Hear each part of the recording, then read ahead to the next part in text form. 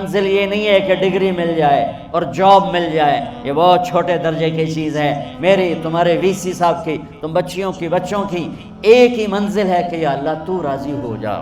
اللہ تجھے مرنے سے پہلے حاصل کرنا ہے، ڈھونڈنا ہے، پا لینا ہے، راضی کر کے مرنا ہے۔ لیتک تحلو والایام مریرۃ ولیتک ترضی والانام غضاب ولیت الذی بینی وبینک عامر وبینی وبین العالمین خراب ولیت الشراب من ودادک صافیا وشربی من ماء المعین السراب فاذا صح منک الود فالکل حین وکل الذی فوق التراب التراب۔ اللہ کو پاتے ہوئے جو سودا کرنا پڑے کر جاؤ۔ عبداللہ بن حذیفہ کو رومیوں نے پکڑ لیا، صحابی ہیں، ان کو آگ میں ڈالنے لگے تو وہ رو پڑے، تو لوگوں نے رومی بادشاہ سے کہا کہ یہ رو پڑا ہے، ڈر گیا ہے، ان کا لے آؤ، میرے پاس لے آؤ۔ ان کو واپس لائے تو رومن بادشاہ نے پوچھا کیوں روئے ہو، موت سے ڈر گئے ہو؟ کہنے لگے موت تو ہمارے لیے سب سے بڑا تحفہ ہوتا ہے، میں اپنی بے بسی پہ رویا ہوں۔ کہ کیا بے بسی ہے؟ کہ بے بسی یہ ہے کہ ایک جان ہے آگ میں گرتے ہی جل کے راکھ ہو جائے گی، کاش میرے جسم پر جتنے بال ہیں اتنی میری پاس جانیں ہوتی اور میں ایک ایک جان کو اللہ کے نام پہ قربان کرتا۔ آج مرنے کا مزہ نہیں آ رہا، اس پہ رویا ہوں۔ تو بادشاہ اتنا حیران ہوا، اس نے کہا تو میرا ماتھا چوم دے اور میں تمہیں آزاد کرتا ہوں۔ تو اس کا ماتھا چوما، انہوں نے چھوڑ دیا۔ 2000 سال پیچھے چلے جائیں، فرعون دنیا کا واحد انسان ہے جس نے کہا انا ربکم الاعلی، میں سب سے بڑا رب ہوں، اور اپنے آپ کے رب ہونے کا دعویٰ انسانوں میں صرف فرعون کا ہے۔ اس کی باندی مسلمان ہو گئی، موسیٰ علیہ السلام کا کلمہ پڑھ لیا، ایمان چھپتا نہیں، وہ پتہ چل گیا۔ فرعون نے اس کو پکڑوایا، اس کی 2 بچیاں، ایک دودھ پیتی ایک ساتھ چلتی، اور اس نے اپنے دربار میں کڑاہ میں تیل ڈلوایا، نیچے آگ لگوائی، تیل ابلنے لگا۔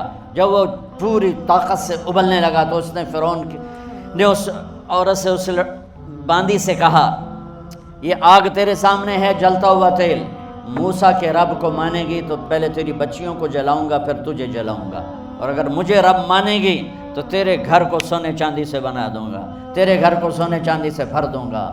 اللہ کا پا لینا یہ میری آپ سب کی معراج ہے، اور اللہ کو کھو دینا میرے آپ سب کے لیے ہلاکت اور تباہی ہے۔ سنو اس نے کیا کہا۔ اللہ نے اپنی محبت کو ماں سے تشبیہ دی ہے، باپ سے نہیں دی، اور چھوٹا بچہ زیادہ ممتا کو لیتا ہے۔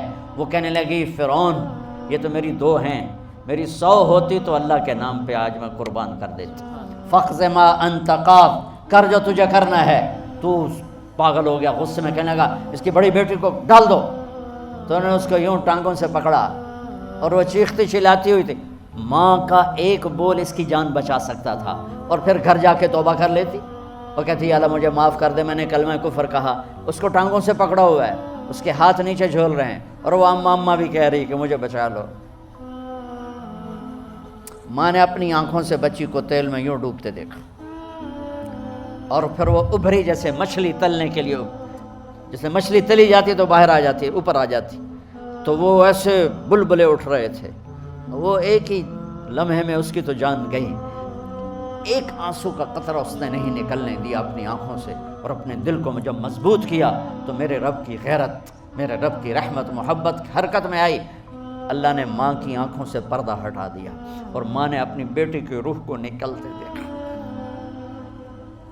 اور وہ کہہ رہی ہے اصبری یا فَإِنَّ لَكِ مِنَ الْأَجْرِ كَذَا وَكَذَا۔ ماں جی ڈرنا نہیں، صبر کرو، جنت تیار ہے، جنت تیار ہے۔ معصوم بچی کو تو پتہ بھی نہیں تھا کہ کیا ہونے والا ہے، اس کو پکڑ کے یوں ڈالا، اس کی تو آہ بھی نہ نکلی، اور وہ مچھلی کی طرح تلی گئی۔ اب پھر ماں کا کلیجہ پھٹا، اللہ نے پھر آنکھوں سے پردہ ہٹایا، اور انہیں اپنی بچی کی روح کو نکلتے دیکھا، اور وہ کہہ رہی ہے اصبری یا فإن لک من الأجر کذا وکذا۔ ماں جی تھوڑی دیر کا صبر، جنت تیار ہے، جنت تیار ہے، جنت تیار ہے۔ اللہ کو پایا سب کچھ پایا، اللہ کو کھو دیا سب کچھ کھو دیا۔ جب اس کو پکڑ کے لے جانے لگے، اس نے فرعون کو دیکھا، فرعون اس کی آنکھوں میں آنکھیں نہیں ڈال سکا، نظریں نیچے ہو گئی اس کی۔ کہنے لگی میری ایک بات مانو گے؟ میری ایک خواہش پوری کرو گے؟ فرعون نے پوچھا کیا؟ کہ جب میں بھی جل جاؤں تو میری اور میری بچیوں کی ہڈیوں کو اکٹھے دفن کرنا، باہر پھینک نہ دینا، دفنا دینا۔ فرعون نے کہا تمہاری یہ خواہش پوری کی جائے۔ انہوں نے کہا پہ پیچھے ہٹ جاؤ، میں نے اللہ کو جان دینی ہے، مجھے دھکا دینے کی ضرورت نہیں ہے، میں اپنے اللہ سے ملنے جا رہا ہوں۔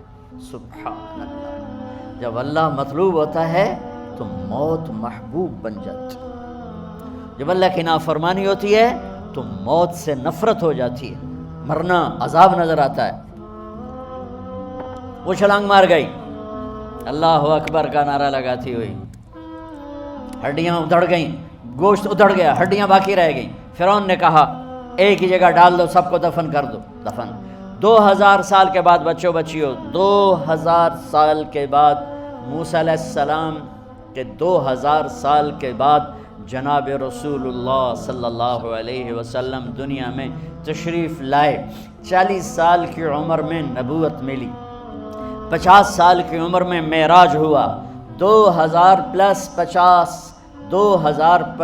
سال کے بعد میرے نبی کی سواری بیت المقدس جا رہی ہے، اور بیت المقدس پر جب وہ اوپر پہنچے ہیں تو مصر وہاں سے قریب ہو جاتا ہے۔ جب وہ اترنے لگے تو میرے نبی نے کہا جبریل جنت کی خوشبو آ رہی ہے، جبریل جنت کی خوشبو آ رہی ہے۔ کہاں سے؟ ابھی تو جنت اوپر ہے، ابھی تو اوپر جانا ہے، تو یہ زمین سے جنت کی خوشبو کیا آ رہی ہے؟ تو جبریل نے عرض کی یا رسول اللہ، فرعون کی ایک باندی تھی جو اللہ سے سودا کر گئی جان کا اور اپنی بچیوں کا، اس کی بچیوں کی ہڈیوں کو جہاں دفن کیا گیا ہے، یہ خوشبو جس دن انہیں دفن کیا تھا اس دن سے لے کر آج تک یہ خوشبو آ رہی ہے، اور یہ قیامت تک آتی رہے گی۔ اللہ اپنے نام پہ قربان ہونے والوں کی یوں قیمت لگاتا ہے۔ پہلے اپنی منزل طے کرو، پہلے اپنی منزل طے کرو، پہلے اپنی منزل طے کرو کہ مجھے اپنی زندگی کی سے لینا کیا ہے۔ مجھے اللہ کو پانا ہے، مجھے اللہ کو پانا ہے۔ میں نے اللہ کی قسم، اگر اللہ راضی ہے تو پھر موت سے بڑھ کر کوئی تحفہ نہیں، اس سے بڑھ کر کوئی خوبصورت پیغام نہیں، اور اگر اللہ ناراض ہے تو موت سے خوفناک کوئی پیغام نہیں۔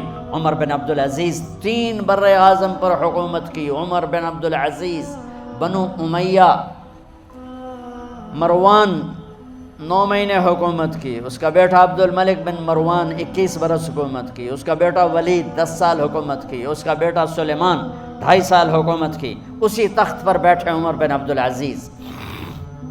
پہلے چاروں نے اللہ کے شریعت کو قربان کیا حکومت کے لیے۔ عمر بن عبدالعزیز نے اپنے آپ کو قربان کیا اللہ کے لیے، حکومت کو پاؤں کے تلے رکھا اور اللہ کی رضا کو سامنے رکھا۔ ان کو زہر دیا گیا۔ جب ان کی موت کا وقت قریب آیا تو انہوں نے رجا بن حیوہ کو بلایا۔ سننے والی بات ہے بچوں، ان سے فرمانے لگے سنو، میں نے 3 بادشاہوں کو قبر میں اتارا۔ اب بچیاں تو قبرستان جاتی نہیں، ہم تو اپنے ہاتھوں سے قبر میں اتارتے ہیں، اور اوپر مٹی ڈالتے ہیں، اور اوپر اینٹیں ڈالتے ہیں، اور پھر منو مٹی میں دبا کے واپس آتے ہیں۔ یہ منظر آپ بچیوں کے تو دیکھنے کا بھی نہیں ہے۔ وہ کہنے لگے میں نے 3 بادشاہوں کو مٹی میں ڈالا، لیکن ان کے کفن کی گرہ کو جب کھول کے دیکھا تو ان کے چہرے قبلے سے ہٹ چکے تھے اور رنگ ان کے کالے پڑ چکے تھے۔ ولید بن عبد الملک، سلیمان بن عبد الملک بن مروان، عبد الملک باپ، ولید بیٹا، سلیمان بیٹا، یہ تینوں ان کے چہرے کالے ہو گئے تھے اور ان کا قبلے سے منہ پھر گیا تھا۔ اب میں مرنے لگا ہوں، مجھے پہلے ضرور چیک کرنا کہ میرا اللہ میرے ساتھ کیا کرتا ہے۔ پہلے تینوں کی ظلم کی حکومت تھی، ان کے چہرے قبلے سے کیوں ہٹ گئے؟ آپ کو عجب بات بتاؤں، ولید بن عبد الملک روزانہ تہجد میں کھڑے ہو کے 10 سپارے پڑھتا تھا، 10 سپاروں کی تلاوت تہجد میں کرتا تھا کھڑے ہو کے، اور قبلے سے چہرہ ہٹ گیا۔ سلیمان بن عبد الملک تہجد گزار، چہرہ قبلے سے ہٹ گیا، ظلم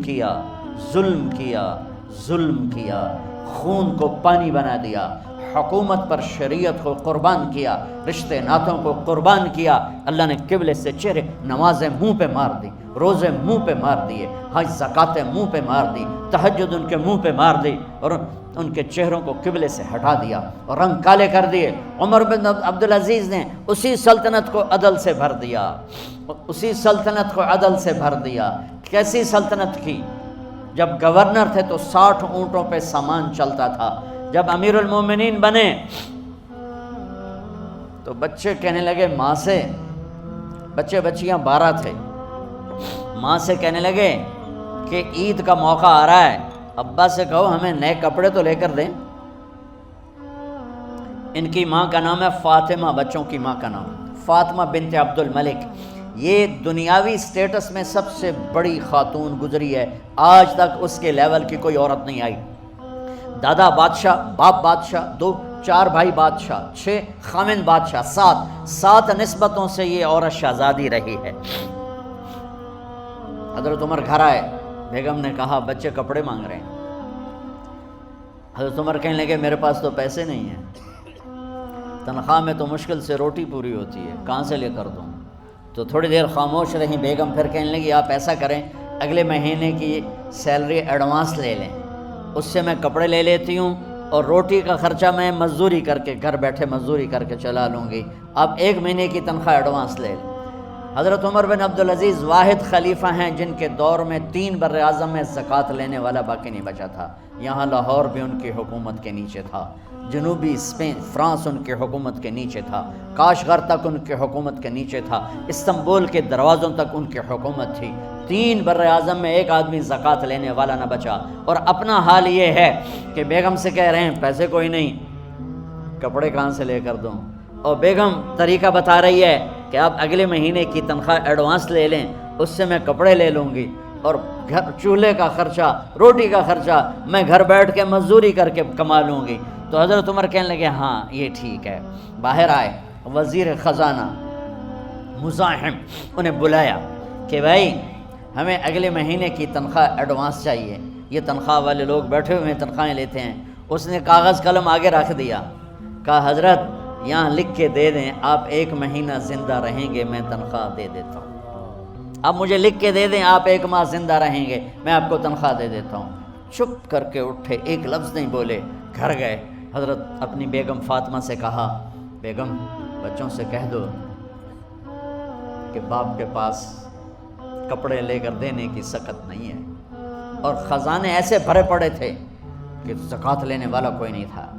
عید کی نماز ہوئی، نماز کے بعد جب ساری فیملی ملنے آئی اور بچے بھی ملنے آئے تو ان کو دیکھ کر ان کی آنکھوں میں آنسو آ گئے۔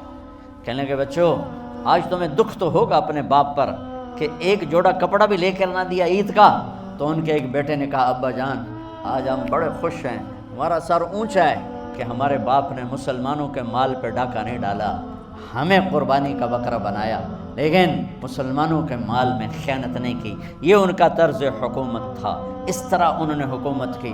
گھر میں تشریف لائے تو بیٹیوں سے بات کی تو انہوں نے منہ پہ ایسے دوپٹہ رکھا ہوا، منہ پہ دوپٹہ رکھ کے بات کریں تو فرمانے لگے کپڑا تو ہٹاؤ، دوپٹہ کیوں رکھا ہوا ہے؟ تو گھر کی خادمہ زور زور سے رونے لگی، کہنے لگی امیر المومنین آج آپ کی بیٹیوں نے کچا پیاز توڑ کے روٹی کھائی ہے تو وہ اس کی بو ہے منہ میں، آپ کو بو سے نفرت ہے اس لیے منہ پہ کپڑا رکھ لیا ہے۔ تو حضرت عمر اتنا روئے کہ ان کی داڑھی تر ہو گئی۔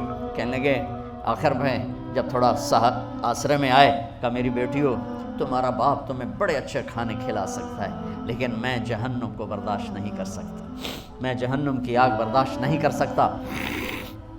اب مرنے کا وقت آ گیا۔ جب وہ گورنر تھے تو 60 اونٹوں پہ ان کا سامان چلتا تھا، اور جب وہ امیر المومنین بنے تو عیادت کے لیے لوگ آ رہے تھے تو سالے عیادت کے لیے آئے، فاطمہ کے بھائی کپڑے دیکھے امیر المومنین کے تو بہن کو ایک طرف کر کے فرمایا، بڑے نیک سرداروں میں سے تھے یہ مسلمہ بن عبد الملک، کہنے لگے امیر المومنین کے کپڑے تبدیل کروا دو، لوگ پوچھنے آ رہے ہیں تو میلے کپڑے اچھا نہیں لگتا۔ کہا جی بھائی کرواتی ہوں۔ اگلے دن جب وہ حال پوچھنے آئے تو پھر وہی کپڑے تھے تو انہوں نے ان کو الگ جا کر کہا بہن میں نے تمہیں کہا تھا کپڑے بدلوا دیتی، کیوں نہیں بدلوائے؟ تو وہ رونے لگیں، کہنے لگی کہاں سے بدلواؤں، جوڑا ہی ایک، کہاں سے بدلواؤں؟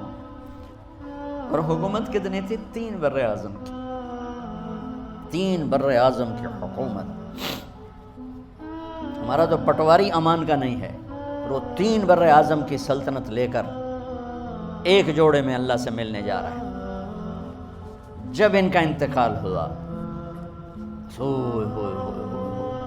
سلیمان بن عبد الملک کی ڈیڈ باڈی جب قبر کے قریب لائے اتارنے کے لیے تو ایسے ایسے ہلنے لگا، اس کا پورا جسم ہلنے لگا. تو اس کے بیٹوں نے کہا کہ ہمارے ابا زندہ ہیں. تو حضرت عمر نے فرمایا بیٹو زندہ نہیں ہیں، عذاب قبر جلدی شروع ہو گیا ہے.